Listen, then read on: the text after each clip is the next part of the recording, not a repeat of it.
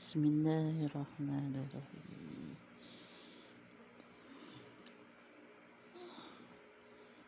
Hari ini pendedahan mengenai Al-Quran yang apakah berlaku telah apa yang berlaku di dunia sekarang ini berpandukan kepada semua yang tertulis dalam Al-Quran. Lihat ayat-ayat ini.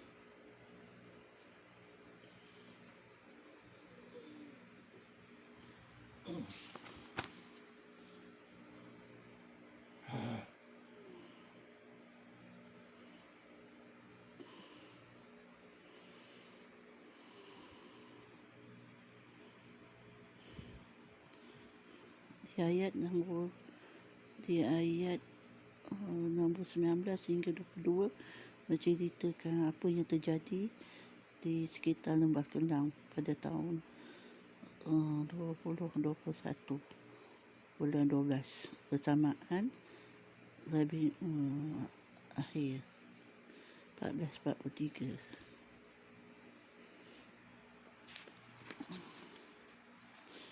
Okey.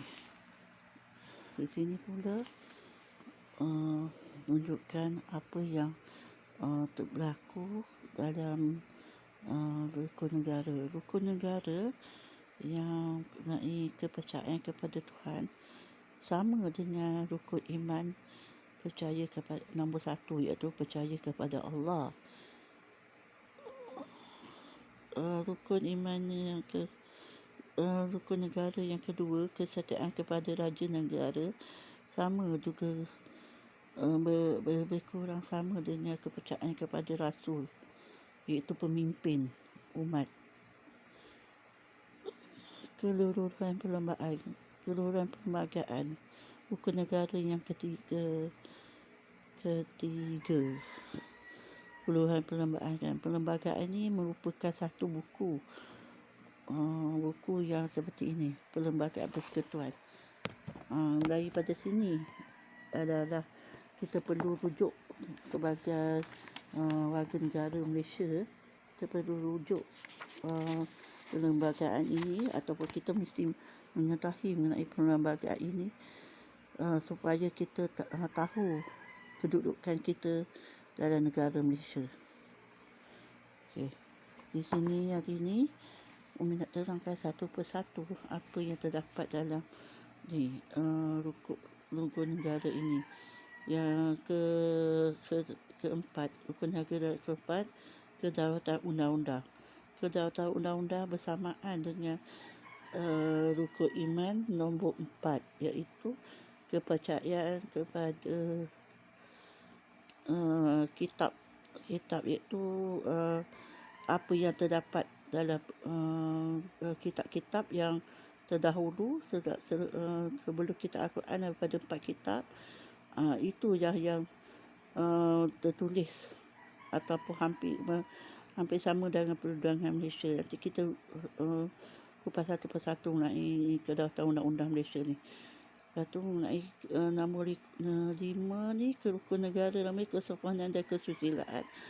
Dia mengambil kepada rukun Islam, rukun iman yang kelima dan 6, iaitu percaya kepada hari kiamat dan percaya pada qada dan qadar.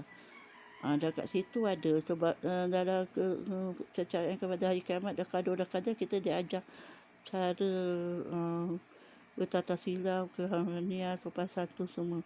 Itu rukun fiqh. Okey.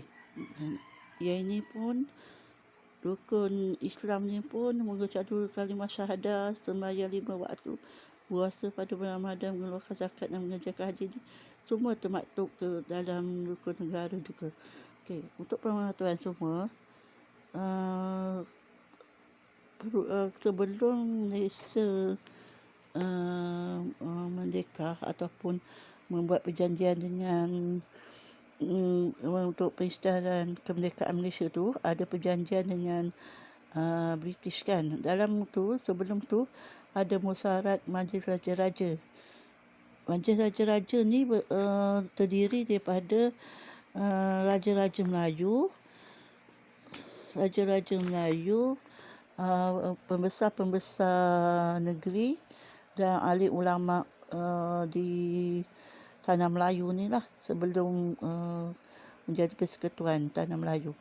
Okey, dalam majlis itu ada berapa-berapa yang macam tadilah nak disusun bersesuaian dengan Islam itu sendiri. Dalam perlembagaan Malaysia bahagian satu ini, negeri-negeri yang negeri-negeri agama dan undang-undang bagi persekutuan bahagian satu ini. Kita ulas bahagian satu ni dulu ya. Okey.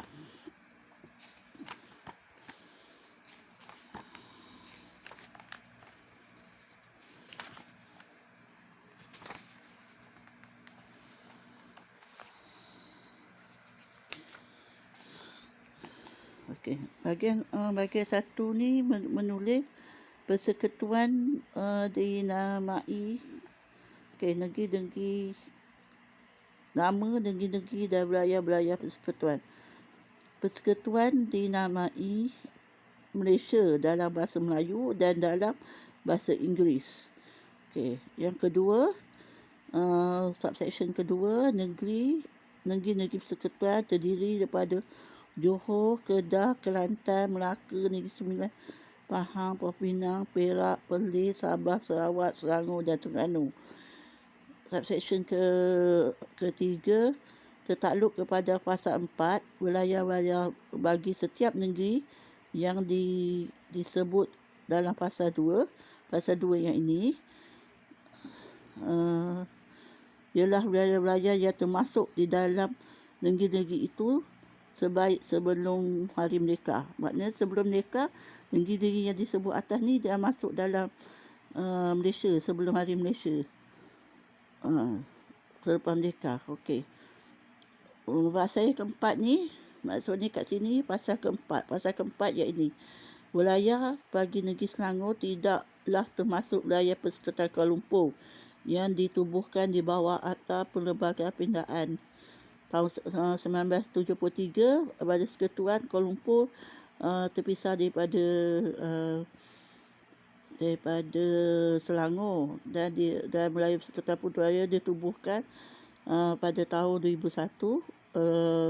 Dan wilayah bagi negeri Sabah tertakluk bawah wilayah Persekutuan Labuan pada tahun 1984.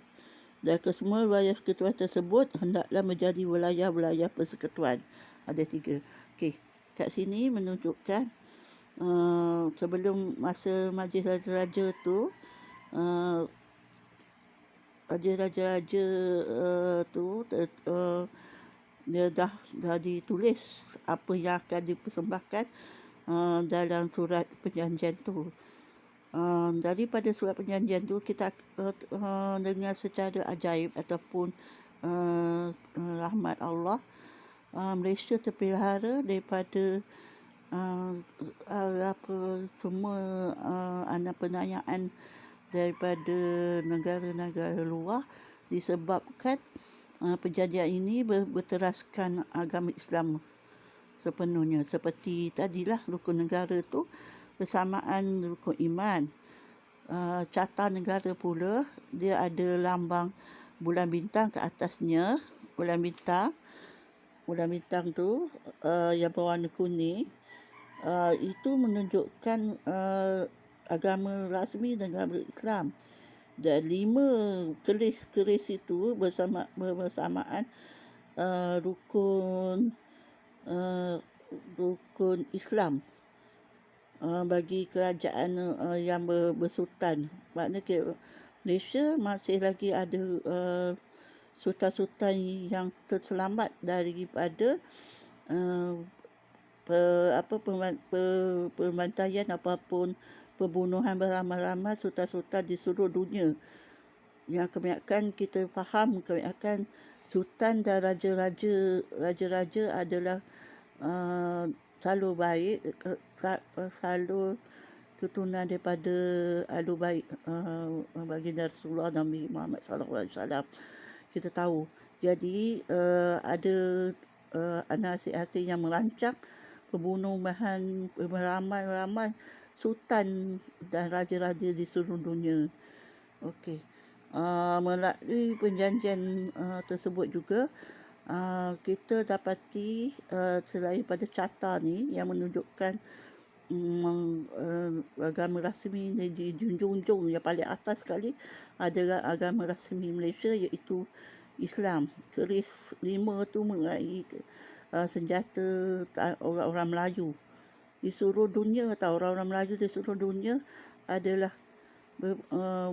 bersenjatakan keris, ya, dan iaitu pusaka daripada raja-raja dan Kesultanan Melayu. Okey, harimau itu pula adalah harimau yang terdapat di Melaya sahaja, iaitu harimau Melaya. Memang terdapat di tanah Melayu ni lah daripada dahulu lagi. Okey. Okey, daripada kitab-kitab agama agama daripada kitab Injil asal dan Taurat asal, terdapat perkataan ada menyebutkan yang ibu orang Melayu adalah Siti Kanturah, iaitu isteri ketiga Nabi Ibrahim. Jadi orang Islam, orang Melayu adalah orang Islam ataupun agama tauhid asal daripada agama agama Nabi Ibrahim lagi.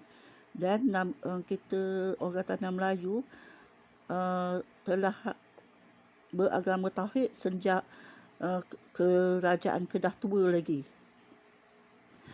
iaitu masa bahtera Nabi Allah Nuh tu, dia punya anak-anak berpecah-pecah, berikut suku-suku, merantau ke seluruh dunia. Dan salah satu jalur itu daripada kerajaan Melayu Campar sampai ke tanah Melayu, iaitu di Kedah. Sebab itulah di Kedah tamadun Melayu sudah ada daripada dahulu lagi. Iaitu candi-candi itu sebenarnya adalah tempat bertapa cara agama tauhid sebelum kedatangan Islam. Dia sebenarnya asal dia rata saja, bukannya ada bangunan-bangunan atas candi itu. Atas tu kira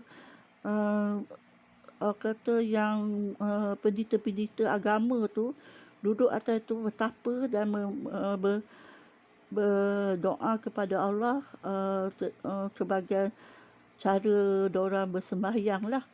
Lepas tu masa kedatangan pendakwah daripada tanah Arab ke tanah Melayu, seorang sultan daripada kerajaan Kedah Tua berjumpa dan bersahadah. Dan kebanyakan ahli-ahli ulama kita yang bertaraf wali-wali, orang berkumpul di Gunung Jerai. Itulah kawasan yang kebanyakan terdapat, dan di seluruh Malaysia pun ada beberapa tempat yang terdapat wali-wali tinggal. Okey, untuk menjaga keselamatan ni. Okey, dan mengenai tadi dalam perjanjian yang antara tanah Melayu dengan British tu, selain pada carta ni dibuat berpandukan dengan Islam juga sebagai agama rasmi. Dalam Perlembagaan Persekutuan pun sudah ditermaktub yang agama Islam sebagai agama rasmi.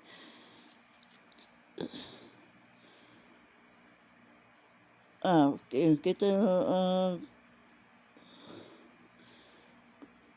dalam pasal kedua ni mengenai Parlimen boleh melalui undang-undang penerimaan masuk wilayah-wilayah baru ke dalam persekutuan. Parlimen boleh melalui undang-undang menerima masuk negeri-negeri lain ke dalam persekutuan. Maknanya kalau ada negeri lain tak nak jadi negeri sendiri, dia boleh masuk dalam wilayah persekutuan dengan mengubah sempadan mana-mana negeri lah. Tetapi undang-undang yang mengubah sempadan sesuatu negeri tidak boleh dilurusi tanpa persetujuan negeri itu. Iaitu macam Negeri Selangor. Kalau dia tak setuju Kuala Lumpur masuk dalam menjadi lawan persekutuan, dia boleh batalkan lah. Melalui undang-undang jugalah. Dinyatanya melalui undang-undang dan dibuat oleh Badan Perundangan Negeri dan Majlis Raja-Raja. Maknanya sebab raja-raja adalah pemerintah negeri dan pemerintah agama setiap negeri itu. Okey. Agama bagi persekutuan. Islam ialah agama bagi persekutuan, tetapi agama-agama lain boleh diamalkan dengan aman dan damai di mana-mana bahagian persekutuan. Di dalam tiap-tiap negeri, selain negeri-negeri yang tidak mempunyai raja, kedudukan raja sebagai ketua agama Islam di negerinya mengikut cara dan setakat yang diakui dan ditetapkan oleh perlembagaan negeri itu, dan tertakluk kepada perlembagaan itu segala hak, keistimewaan, prerogatif dan kuasa yang dinikmati olehnya sebagai ketua agama Islam tidaklah tersentuh dan tercacat, tetapi dalam apa-apa perbuatan, amalan dan upacara yang berkenaan dengannya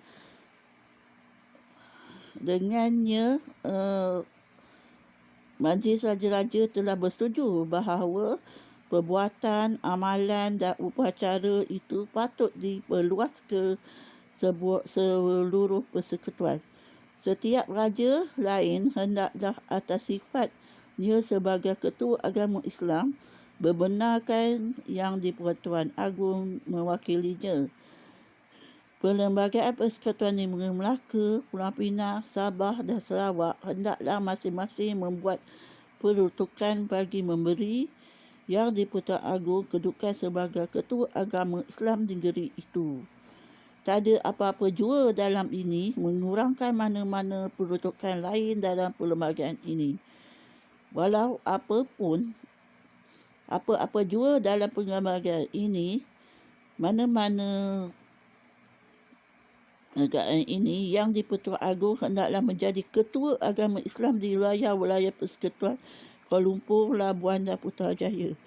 Dan bagi masuk ini, Parlimen boleh melalui undang-undang membuat peruntukan bagi mengawal selia ehwal agama Islam dan bagi menumbuhkan satu majlis untuk menasihati yang di-Pertuan Agong mengenai perkara-perkara yang berhubungan dengan agama Islam. Okey. Jadi kat sini dengan secara rasminya Islam adalah agama rasmi di Malaysia. Jadi tidak boleh mana-mana individu ataupun badan yang boleh mempertikaikan agama rasmi ialah agama Islam.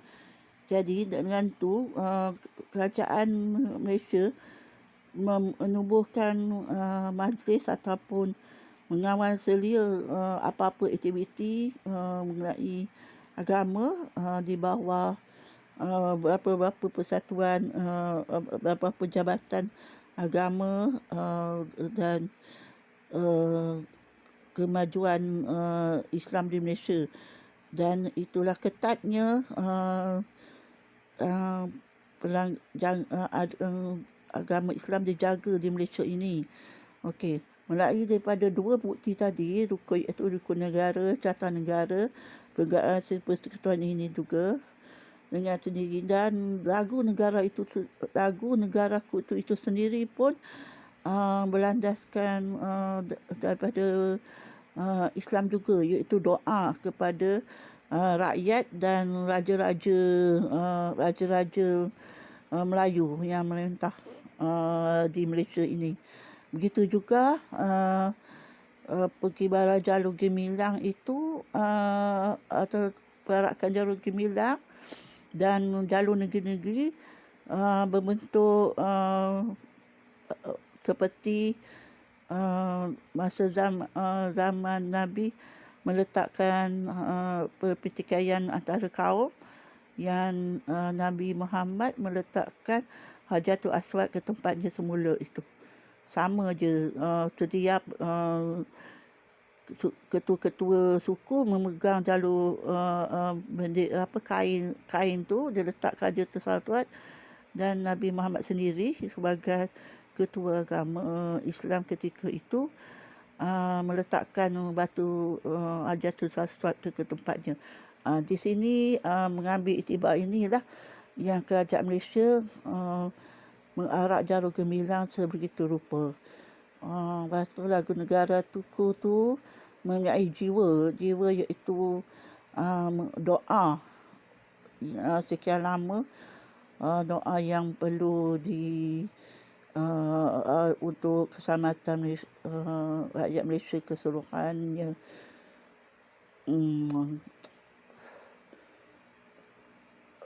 Kita sambung lagi yang bahagian keempat, iaitu Undang-Undang Utama Persekutuan. Perlembagaan ini ialah Undang-Undang Utama Persekutuan dan apa-apa undang-undang yang diluluskan selepas Hari Merdeka, iaitu pada 31 Ogos 1957, yang tidak selaras dengan perlembagaan ini adalah tidak sah setakat ketidakselarasan itu. Kesahan mana-mana undang-undang tidak boleh dipersoalkan atas alasan bahawa undang-undang itu mengenakan sekatan-sekatan ke atas hak yang disebut dalam perkara 92 tetapi tidak berhubungan dengan perkara-perkara yang disebut dalam perkara itu, atau undang-undang itu mengenakan mana-mana sekatan yang disebut dalam perkara 10(2) tetapi sekatan-sekatan itu tidak disifatkan perlu atau sual manfaat oleh Parlimen bagi maksud-maksud yang disebut oleh perkara itu. Kesahan mana-mana undang-undang yang dibuat oleh Parlimen atau badan perundangan mana-mana negeri tidak boleh dipersoalkan atas alasan bahawa undang-undang itu membuat peruntukan berkenaan dengan apa-apa perkara yang berkenaan dengannya.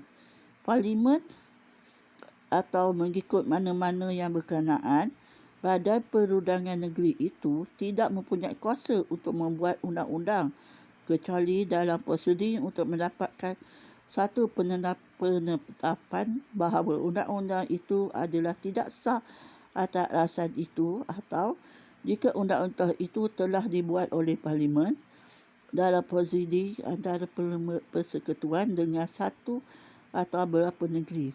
Jika undang-undang itu telah dibuat oleh badan perundangan sesuatu negeri dalam prosedur antara persekutuan dengan negeri itu.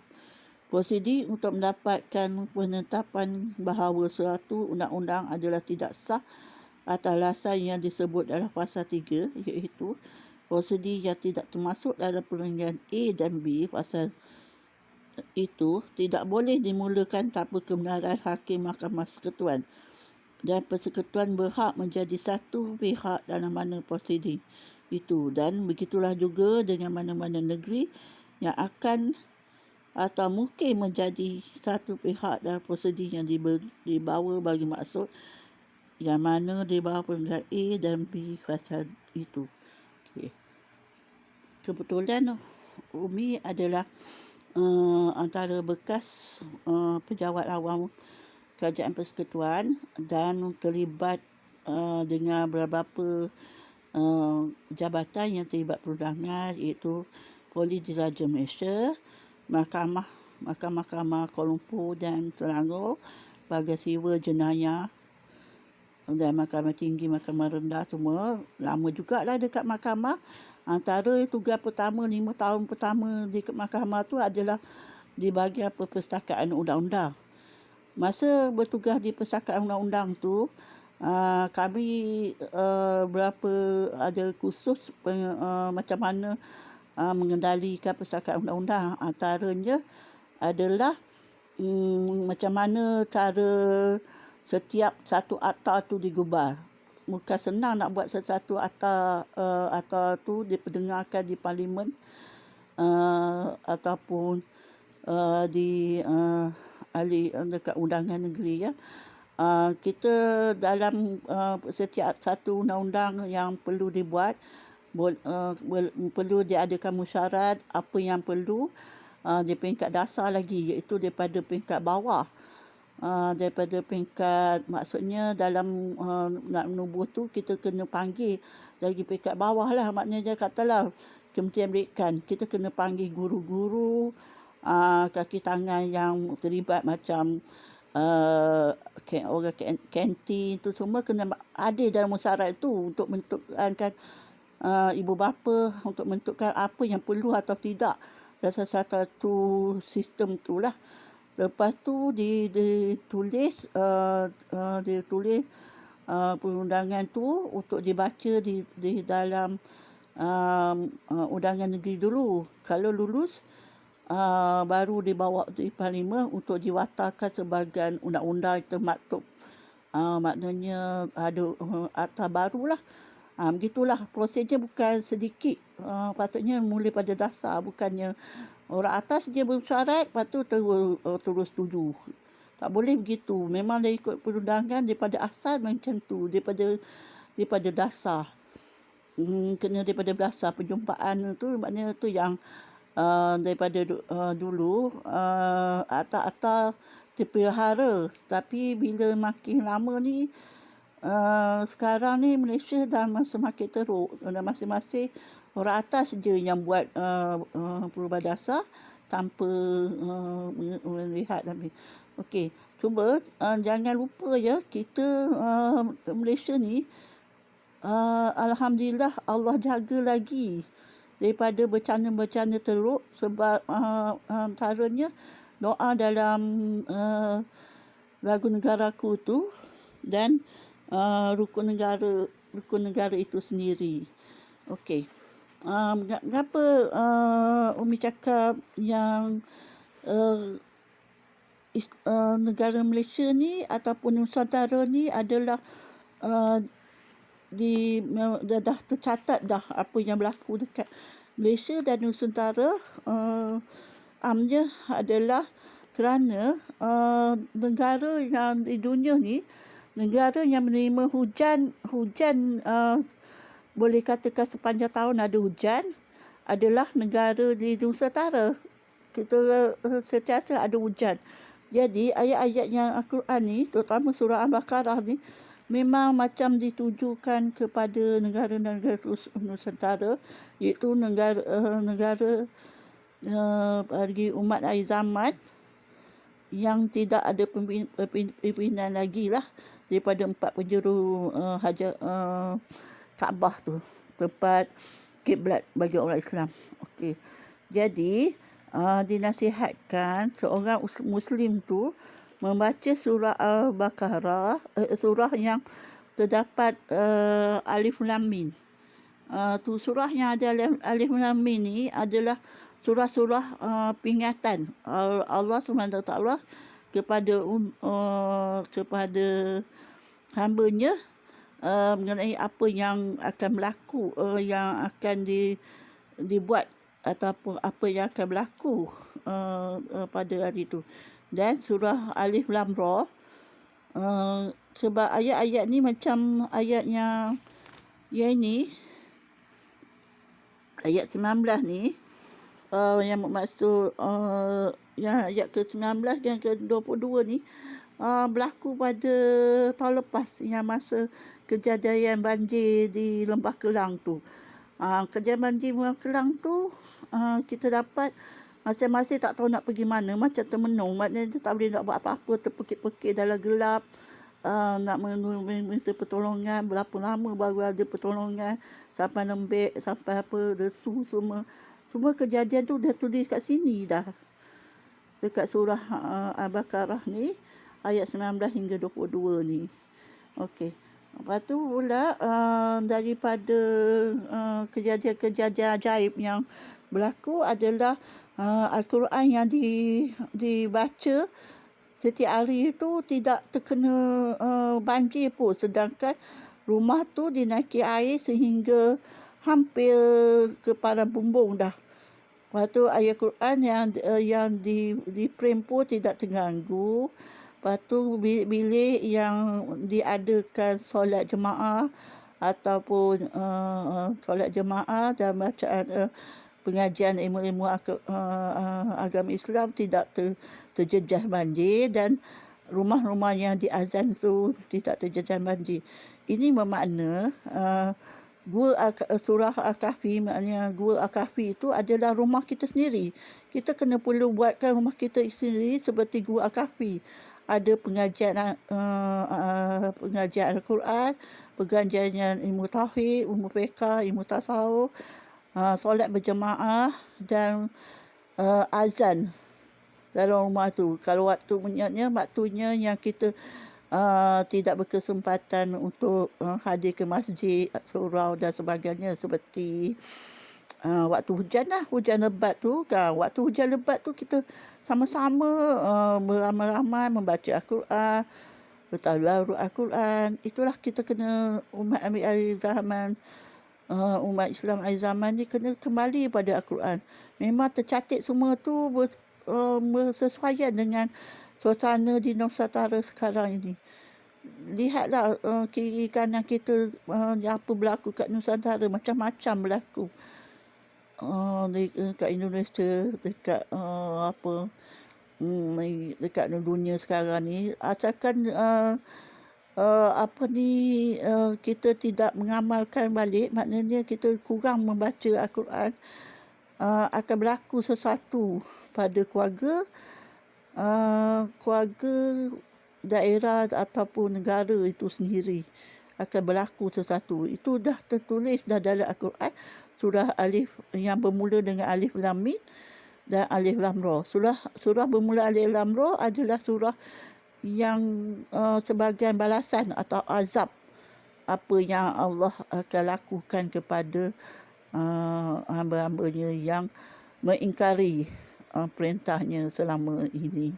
Okey, dalam surah-surah tu yang paling, yang kalau terlambat kezaliman, terlampau sangat ada kezaliman, akan berlaku banjir besar seperti banjir Nabi Allah Nuh untuk menghapuskan